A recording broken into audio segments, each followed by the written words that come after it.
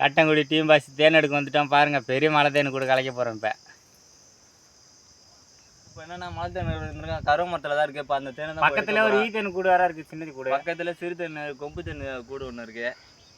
அந்த கூட்டை தான் இப்போ ரெண்டுத்தையும் கலைக்க போகிறோம். கூட தான் இருக்குது. அதை நம்ம கலைக்க போகிறோம் பாருங்கள். மரத்து கூடுங்க அந்த கூட்டை தான் இப்போ கலைச்சிட்டு தேன் எவ்வளோ நம்ம கிடைக்காத நம்பினா ஏதோ ஒரு அளவுக்கு நம்மளுக்கு ஒரு பெரிய கூடு கிடச்சிருக்கு. இப்போ முன்ன ஒரு தேன் கூடு கலைச்சா இல்லை அந்த அளவுக்கு தேன் இல்லை. இப்போ நாங்கள் கலைக்க போகிறோங்க. எவ்வளோ பெருசு இருக்குது பாருங்க. சரியான பெருசு. தேன் எவ்வளோ எத்தனை லிட்டர் இருக்குன்னு கூட தெரியல.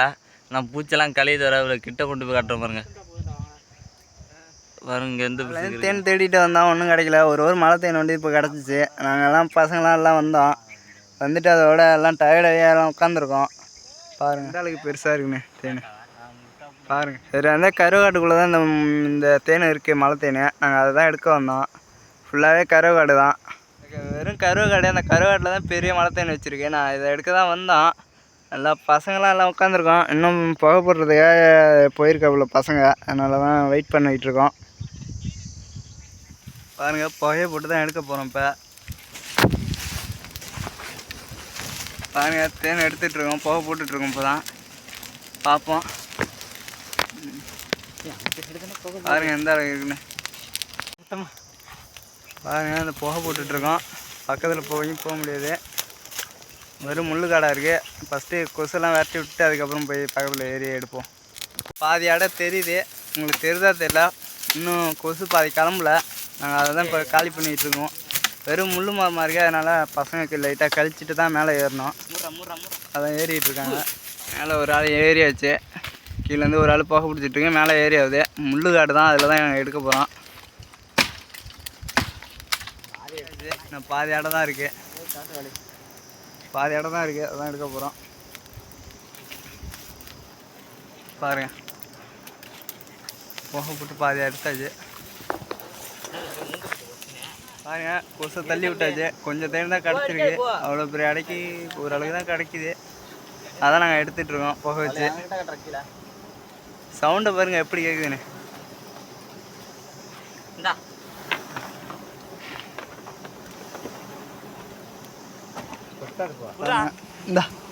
இந்த தேனை அறிய போகிறோம். கொஞ்சம் போக விட்டு வாலியை எடுத்து ஏண்டா அடிச்சிட்டாடா. பாருங்க அரிஞ்சு எடுத்துகிட்ருக்கோம். இப்போ தான்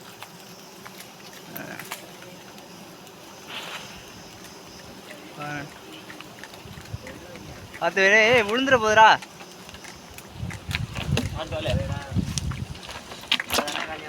மாட்டி வையா உடச்சி கலையா.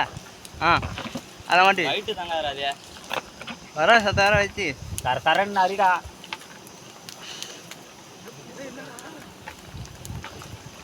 தேன் இருக்க ஃபுல்லாக பாருங்க. தேன் இருக்கு.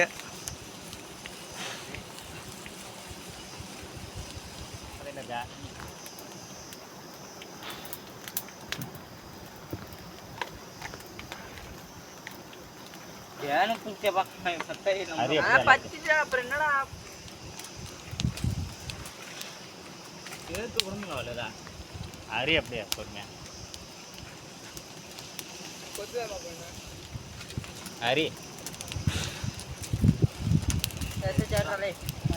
தேன் எடுத்தாச்சு. இப்போ இறங்கிட்டு இருக்கோம். தேன் கொசை அடிச்சுட்டு ஆளை இறங்கிட்டு இருக்கோம். வர கையெல்லாம் கொத்த ஆரம்பிச்சிடுறோம்.